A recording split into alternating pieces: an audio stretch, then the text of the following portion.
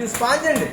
Thermocol అవి కూడా తయారు చేయకూడదు, ఎందుకంటే అవి దానివల్ల కోసేటప్పుడు వచ్చేటువంటి దుమ్ము ధూళిని పీల్చుకోవడం వల్ల క్యాన్సర్ వచ్చే ప్రమాదం అనమాట అండి. అందువల్ల దాన్ని బ్యాన్ చేశారు. అందుకే మనం స్పాంజ్తో తయారు చేయాలి. ఈ స్పాంజ్లో కొంచెం గట్టిగా ఉన్నటువంటి స్పాంజ్ ఉంటుంది. మనకి చూడండి, ఆ టీవీలో అవి కొన్న టీవీ కానీ మొబైల్స్ కానీ కొన్నప్పుడు మనకి వెనకాల పాడవకుండా కొంచెం మెత్తగా ఉన్నటువంటి ఫోమ్ షీట్ లాంటివి ఇస్తూ ఉంటాడు. ఆ స్పాంజ్ మాట, ఆ స్పాంజ్తో తయారు చేశారు.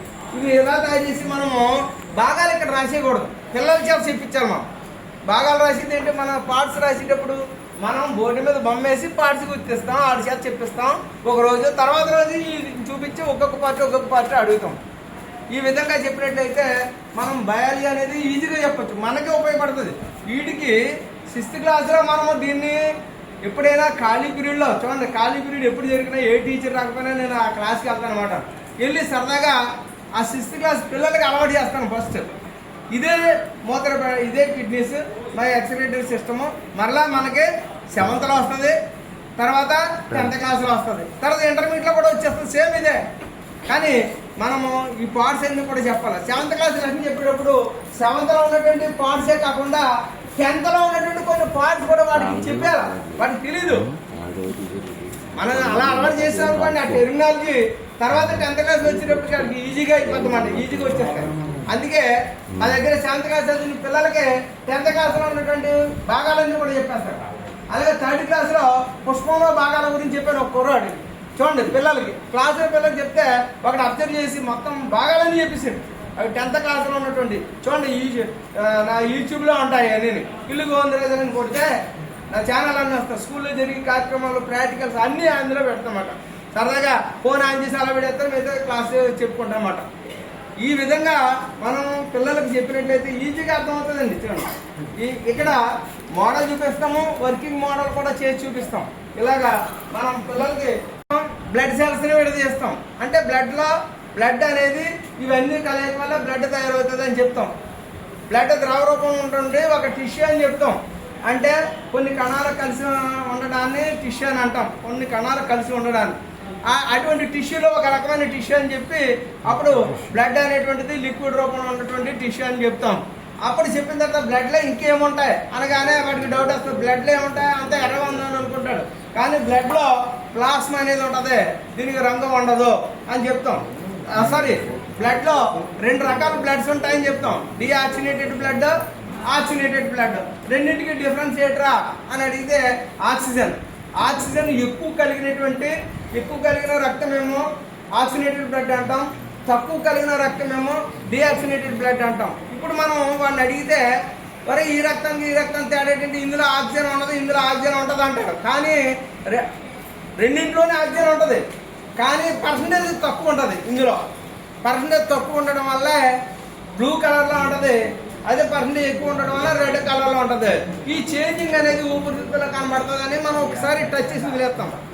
ఇలాగ ఈ కలర్ మారడం అనేది ఊపిరితిత్తులు చేస్తా పని అని చెప్తాం. రక్తాన్ని శుభ్రపరిచే అవయవాలు ఏమేమి అడిగితే ఊపిరితిత్తులు అని చెప్తారు అన్నమాట. అక్కడ అలా చేస్తాం. అలాగే ఈ బ్లడ్ సెల్స్కి వచ్చేటప్పుడు చూడండి, బ్లడ్ సెల్స్ని మళ్ళీ 3 భాగాలుగా విభజించడం జరిగింది. బ్లడ్ సెల్స్లో 3 రకాల సెల్స్ ఉన్నాయి. అవి red blood cells, white blood cells, platelets, ఇవన్నీ కూడా చెప్తాం. మరి ఈ ప్లేట్లెట్స్ ఇవన్నీ కూడా ఎలా ఉంటాయి అనేది కూడా మనం చూపించేసి సరదాగా. ప్లాస్మా అనేటువంటి చూస్తే దీనికి రంగు లేదు, ప్లాస్మానే బ్లడ్ సెల్స్ అంటాను. ఆ తర్వాత బ్లడ్ సెల్స్ 3 రకాలని చెప్పాం. ఆర్బీసీ యొక్క షేప్ చూపించాలి. 2 వైపులు ద్వికుంభాకారంగా ఉంటాయి, కేంద్రక రహితంగా న్యూక్లియస్ లేకుండా ఉంటాయి. అలాగే వైట్ బ్లడ్ సెల్స్ చూస్తే రకరకాల ఆకారాల్లో ఉంటాయి, కేంద్రకం రకరకాల ఆకారాల్లో ఉంటుందని వైట్ బ్లడ్ సెల్స్ చెప్తాం. అలాగే ప్లేట్లెట్స్ గురించి చెప్తాం. ఇలాగా ఇవి ఎక్కడ ఏర్పడతాయి, ఎక్కడ చనిపోతాయి అనే విషయం చెప్పాలి. అలాగే ఎన్ని రోజులు, దీని యొక్క జీవితకాలం ఎన్ని రోజులు, దీని యొక్క జీవితకాలం ఎన్ని రోజులు అని చెప్తే మనం ఆ లెసన్ 7th క్లాస్ లెసన్ అయినా సరే వాడు 10th క్లాస్లో కూడా ఈజీగా నేర్చుకోవడానికి అవకాశం ఎక్కువ ఉంటుంది అన్నమాట అండి. ఓకే, మొన్న ఎవరికో చిన్న దెబ్బ తగిలింది,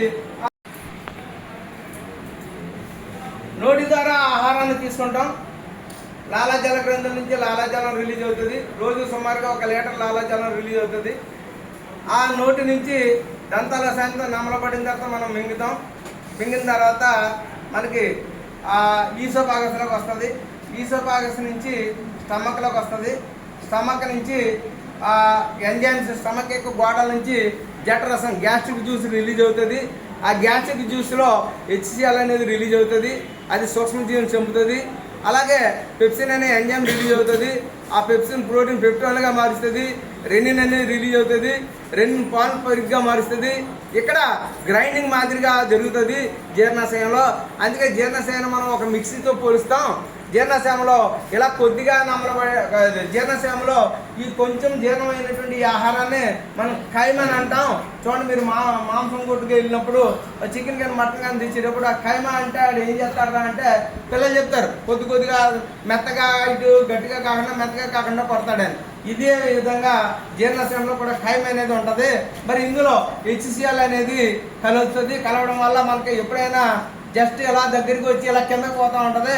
అది ఏ టేస్ట్లో ఉంటుంది అని అడిగితే పులుపుగా ఉంటుంది అంటాడు. పులుపుగా ఎందుకు ఉందని అడిగితే ఇక్కడ హెచ్సిఎల్ రిలీజ్ అవుతుంది. ఆమ్లాలు అనేవి రుచికి ఎలా ఉంటాయి, పులుపు ఉంటాయని మనం తెలుసుకున్నాం 7th క్లాస్లో. మరి ఇక్కడ వచ్చేటప్పటికి ఆమ్లాలు యాసిడ్స్ తర్వాత ఈ లెసన్ వస్తుంది. అందువల్ల యాసిడ్స్ అనేవి రుచికి ఎలా ఉంటాయంటే పులుగు ఉంటుంది, షోర్గా ఉంటుందని చెప్తాడు. అప్పుడు ఇది ఇక్కడ నుంచి ఎలా రావడం వల్ల మన పులుపుదనం అనేది వస్తుంది అని మనం చెప్పొచ్చండి. ఈ విధంగా మనము ఇలాగే ఒక్కొక్కసారి ఈ చుట్టూ కూడా జీర్ణశక్తి గోడలు ఈ యాసిడ్ వల్ల కాలిపోకుండా ఉండడం కోసం మ్యూసిన్ అనేటువంటి ప్రోటీన్ రిలీజ్ అవుతుంది. ఆ ప్రోటీన్ అనేది జిగురు స్వభావాన్ని ఇస్తుంది. అందువల్ల ఈ జీర్ణశక్తి గోడలు కాపాడుతాయి, మ్యూసిన్ అనేది కాపాడుతుంది అని చెప్తాం. ఒకవేళ మ్యూసిన్ లేకపోతే ఏమవుతుందిరా అంటే హెచ్సిఎల్ జీర్ణశక్తి గోడలు కాలిపోతాయి. దానివల్ల అల్సర్లు అనేవి రావడం అనేటువంటిది జరుగుతూ ఉంటుంది. అలాగే కడుపులో నొప్పి అనేటువంటిది, స్టమక్ పెయిన్స్ ఇటువంటివి కూడా రావడానికి ఎక్కువ ఆస్కారం ఉందనేసి చెప్తాం. అలాగే ఇంకా కూడా కొన్ని చెప్పచ్చు. ఆల్కహాల్ సేవించడం వల్ల కూడా ఈ జీర్ణాశయం యొక్క గోడలు కూడా పాడైపోతాయి. దానివల్ల కూడా ఈ జీర్ణాశయంలో క్యాన్సర్లు కూడా వచ్చే ప్రమాదం ఉంది అని మనం ఈ విధంగా మనం చెప్పినట్లయితే నిత్య జీవితంలో వాడు వినియోగిస్తాడు. ఓహో, అయితే జీర్ణాశయానికి మనం తినాలంటే కొంచెం జాగ్రత్తగా ఆలోచించి తినాలి, ఏ పడితే తింటే బాగుంటుంది అనే విషయం వాడికి తెలుస్తుంది. అలాగే ఇక్కడ నుంచి ఇలా వస్తుంది, ఈ కాలేమి నుంచి చెప్తాము. ఇలా ఒక్కొక్క భాగం నుంచి మనం చెప్తే ఇక్కడ సర్క్యులేషన్ అనేది వాడికి బాగా కనపడే విధంగా మనం చూపించినట్లయితే ఏ విధంగా ఆహారం పనిచేస్తుంది అనేసి వాటిని మనము అబ్జర్వ్ చేయమనాలి. ఇలా అబ్జర్వ్ చేస్తామంటే ఏ ఫస్ట్ నుంచి ఎక్కడి నుంచి ఏ విధంగా ప్రసరిస్తుంది అనేది ఈజీగా చెప్పగలమాట. అంటే మనము ఇవి ఓన్లీ దేంతో చేశారంటే సెలైన్ పైప్స్ ఉంటాయి కదండి, ఎక్స్పైర్ డేట్ అయిపోయినటువంటి సెలైన్ పైప్లు అమ్ముతారు మెడికల్ షాప్లో. ఎక్స్పైర్ డేట్ అయిపోతే అది పని చేయవు. అలాంటివి అడిగితే అలాంటివి తీసుకుని తయారు చేస్తారు అన్నమాట ఈ విధంగా. తర్వాత అలాగే చూడండి, మొత్తం సంసిద్ధత కార్యక్రమం 15 పేజీలు ఇచ్చాడు. 15 పేజీల్లో ఉన్నటువంటి టెక్నాలజీ అంతా చెప్పేసాను కదా. రోజు వెళ్ళి వాటికి చెప్పుకోనమాట. మనకి ఆ 7th క్లాస్ చెప్పడం వల్ల 8th, 9th, 10th ఈజీగా బాగా చదివేస్తారు బయాలజీ. అందువల్ల టెర్మినాలజీ మనం చెప్పేటప్పుడు ఎలాగా, ఇప్పుడు ఎగ్జాంపుల్ ఈ పేరు ఉంది, కస్కోటా ఉంది. కస్కోటా అనేది ఒక పారాసైట్కి సంబంధించినటువంటి ఒక మొక్క, ప్లాంట్. ఇది ఎక్కడ చూస్తాం మనం ఎక్కువగా అని చెప్తాము. తర్వాత ఇది ఒక రకమైన ప్లాంట్, ఆహారం కోసం వేరే దాన్ని ఆధారపడుతుంది. అలాగే జీవులు కూడా ఆధారపడతాయి.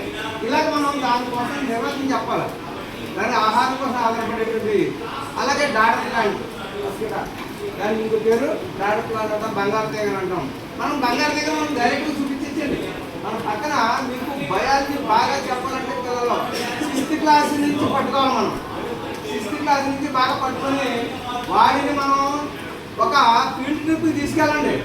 ఫీల్డ్ ట్రిప్కి చాలామంది తీసుకెళ్ళరు, కానీ తీసుకెళ్తే దానివల్ల ఉపయోగాలు మనకు చాలా ఉంటాయి. ఒక ఫీల్డ్ ట్రిప్కి తీసుకెళ్ళి అక్కడ ఉండే ఒక మొక్కను తీసుకొని ఆ వేరు వ్యవస్థను ఫస్ట్ స్టార్టింగ్ చెప్పి ఆ ఫైబ్రస్ రూట్ తర్వాత ట్యాప్ రూట్ రెండింటికి డిఫరెన్స్ చెప్పి వాడిని చూపించినప్పుడు ఈజీగా అర్థమవుతుంది. ఆ చెప్పిన తర్వాత ఆకుల్లో ఉన్నటువంటి వెనేషన్ని డిఫరెన్స్ చూడమనండి. వెనేషన్ వాడే చెప్పేస్తాడు. మనం ఫస్ట్ చెప్తాం ఏమని, ఫైబ్రస్ రూట్కి వెనేషన్ అనేది ప్యారల్ వెనేషన్ ఉంటుంది. అలాగే ట్యాప్ రూట్కి చూస్తే రెడికేట్ వెనేషన్ ఉంటుంది. రెండింటికి యూనిట్ చూడకుండా జాగ్రత్త అర్థం చేయండి అంటే వాడు పరిశీలిస్తాడు. మనం బయాలజీ టీచర్గా పిల్లలకి బాగా క్లియర్గా అర్థం చేసే విధానాన్ని ఆలోచన అంటాం. అలాంటి ఆలోచిస్తే ఇంటి దగ్గర ప్రతిదీ కూడా అర్థం చేస్తాడు. ఇప్పుడు మనం క్లాస్ రూమ్లోకి వచ్చాం, ఫ్యాన్ తిరుగుతుంది, వాడు వస్తాడు, వాడు ఫ్యాన్ తిరుగుతుంది. కానీ ఫ్యాన్ ఎందుకు తిరుగుతుంది, దేని వల్ల తిరుగుతుంది, అది కరెంట్ ఎలా ఎలా పెట్టి దీనిలో 4 గదులు కలిగి ఉంటాయని ఈ విషయాన్ని కూడా మనం వాటికి ఈజీగా బొమ్మల ద్వారా మనం చూపించినట్టయితే ఆహారం ఎలా తీసుకుంటుంది, ఇది ఒకసారి కన్నా ఆహారాన్ని తిరిగి నోటే తీసుకుంటుంది, దీన్ని నెంబర్ వేయటారు అంటాం అని ఈ విధంగా మనం వర్కింగ్ మోడల్ ద్వారా మనం చూపించండి. ఇందులో గదులు కూడా మనం చెప్పచ్చు. ఈ విధంగా ప్లాస్టిక్ షీట్తో తయారు చేయాలండి. ఇలా మనం చేసుకున్నట్లయితే మనం టీచింగ్ చేయడానికి ఈజీగా ఉంటుంది. అలాగే బ్లడ్ సర్క్యులేషన్ చెప్పినప్పుడు బ్లడ్ సర్క్యులేషన్ అంటే ఏంటి అంటే చెప్పాలి. ఫస్ట్ అంటే గుండెను, రక్తనాళాలను, రక్తాన్ని అంటే గుండె గురించి తెలియజేసే శాస్త్రాన్ని ఏమో కార్డియాలజీ అంటాం, రక్తనాళాల గురించి ఏమో యాంజియాలజీ అంటాం, రక్తం గురించి ఏమో హెమటాలజీ అని అంటాం. ఇలా 3 రకాల గురించి చెప్పిన తర్వాత అప్పుడు ఆ 3ంటిని కలిపి మనం బ్లడ్ సర్క్యులేషన్ అని చెప్పాలి. చెప్పిన తర్వాత అప్పుడు దానికి బ్లడ్ సర్క్యులేషన్ అతి ముఖ్యమైన అవయవం ఏంటంటే హార్ట్ అని చెప్పిన తర్వాత హార్ట్ ఈ విధంగా ఉంటుంది మన బాడీలో. ఇది ఎన్ని గదిలో ఉన్నది హార్ట్ అనగానే వాడు చెప్తారు జాతర లెక్కండి, ఇదో గది ఇదో గది ఇదో గది ఇదో 4 సామర్థ్యం ఉంటాయని చెప్తామండి. చెప్పిన తర్వాత ఇందులో ఈ బ్లడ్కి చూడండి, ఇది నా హార్ట్ అనుకోండి, ఈ రైట్ సైడ్ ఏ బ్లడ్ ఉంది, లెఫ్ట్ సైడ్ ఏ బ్లడ్ ఉంది చెప్పంటే వాడు చెప్తాడు.